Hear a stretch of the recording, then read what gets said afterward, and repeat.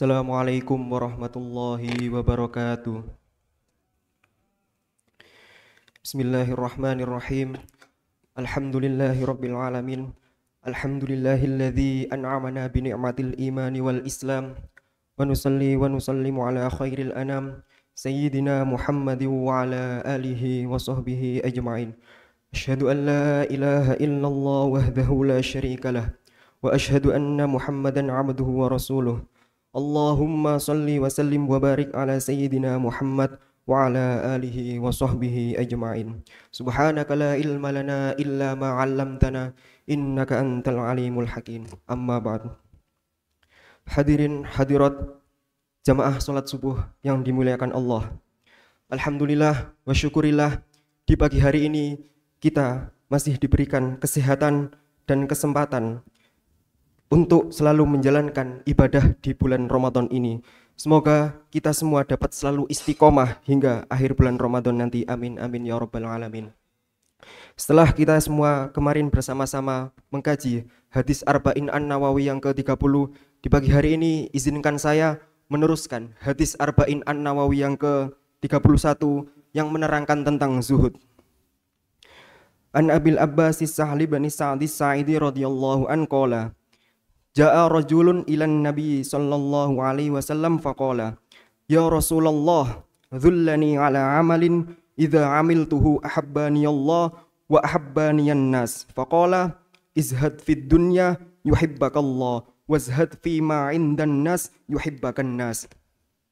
Diriwayatkan dari Abul Abbas Sahal bin Sa'ad As-Sa'idi radhiyallahu an bahwa ia berkata, pernah ada seorang yang datang kepada Nabi Shallallahu Alaihi Wasallam lalu berkata, ya Rasulullah, wahai Rasulullah, tunjukkanlah kepadaku suatu amalan yang jika aku mengerjakannya maka aku akan dicintai oleh Allah dan demikian juga dicintai oleh manusia.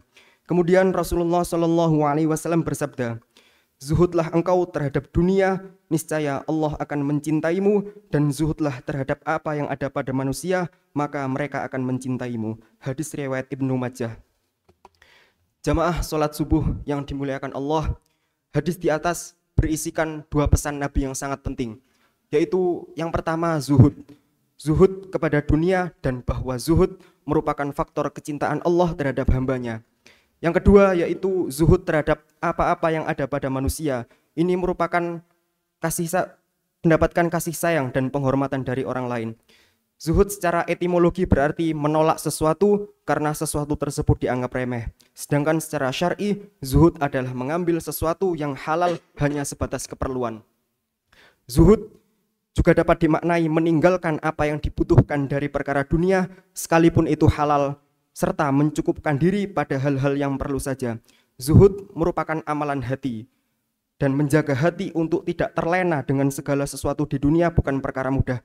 Sering sekali kita terlena dengan kebahagiaan dunia hingga menjadi lalai dan lupa bahwa rizki, nikmat, dan keleluasaan yang diberikan Allah sesungguhnya hanyalah sarana untuk beribadah kepada Allah. Sifat zuhud ini menjadi sangat penting karena buah dari sifat zuhud adalah cintanya Allah.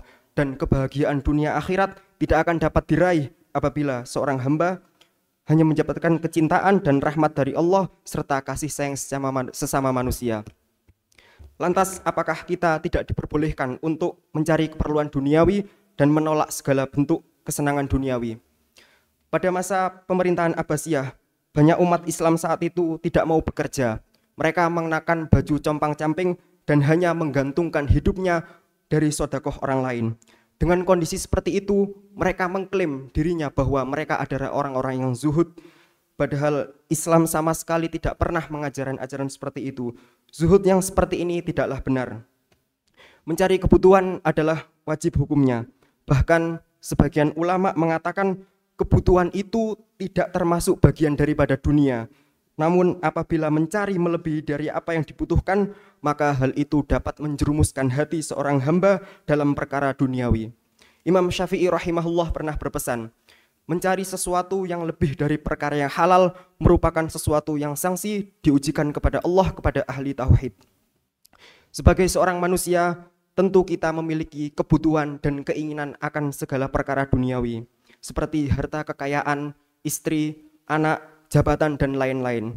Allah berfirman, Bismillahirrahmanirrahim. Zuyyina lin-nasi hubbus syahawati minan nisa'i wal banina wal qanatiril muqantarati minadh-dhahabi wal fiddati wal khairil musawwamati wal an'am. Dzalika mata'ul hayatid dunya wallahu 'indahu husnul ma'ab. Dijadikan indah bagi manusia kecintaan pada kesenangan berupa perempuan, anak-anak, harta benda yang bertimbun tak terhingga berupa emas, perak, kuda pilihan, binatang ternak, dan sawah ladang. Itulah kesenangan hidup di dunia, dan di sisi Allah lah tempat kembali yang terbaik. Surat Ali Imran ayat 14. Firman di atas berisi isyarat terhadap apa yang dimaksudkan di depan, yaitu tentang mencari keluasaan dan keleluasaan dalam perkara duniawi. Islam tidaklah melarang seorang mukmin untuk mencari keluasan dan keleluasaan duniawi. Abu Idris Al-Khawlani radhiyallahu pernah berkata, zuhud terhadap dunia bukanlah mengharamkan apa yang halal dan membuang-buang harta. Akan tetapi zuhud terhadap dunia adalah lebih meyakini keberadaan apa yang ada di sisi Allah daripada apa yang ada di tangan manusia, serta menghadirkan perasaan di hatinya bahwa perkara duniawi inilah yang dapat menjadikannya lalai kepada Allah. Jamaah salat subuh Masjid Al-Ghazali yang dimuliakan Allah, orang zuhud hatinya tidak akan terlena dalam bentuk perkara duniawi dan kesenangan duniawi, sekalipun itu halal, dan hanya menjadikan hartanya serta perkara dunia sebagai sarana untuk beribadah kepada Allah Subhanahu wa taala. Dan apabila hati seorang hamba telah zuhud, maka isi ruang hatinya hanyalah cinta kepada Allah, dan Allah pun akan mencintainya juga. Semoga kita semua oleh Allah dijadikan golongan orang-orang yang zuhud. Amin amin ya rabbal alamin.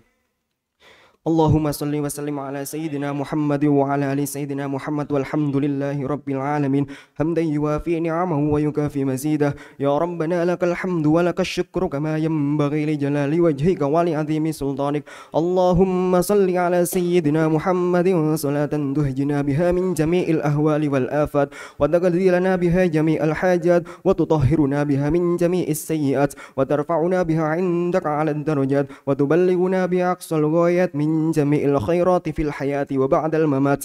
اللهم إنا نسألك سلامة في الدين وعافية في الجسد وزيادة في العلم وبركة في الرزق وتوبة قبل الموت ورحمة عند الموت ومغفرة بعد الموت. اللهم هون علينا في سكرة الموت والنجاة من النار والعفو عند الحساب.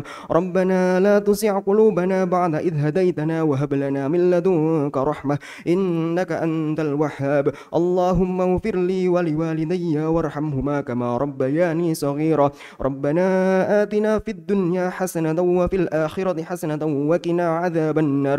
وصلى الله على سيدنا محمد وعلى آله وصحبه وسلم والحمد لله رب العالمين. الفاتحة. آخر السلام. اللهم وفق إلى أقوم الطريق. والسلام عليكم ورحمة الله وبركاته.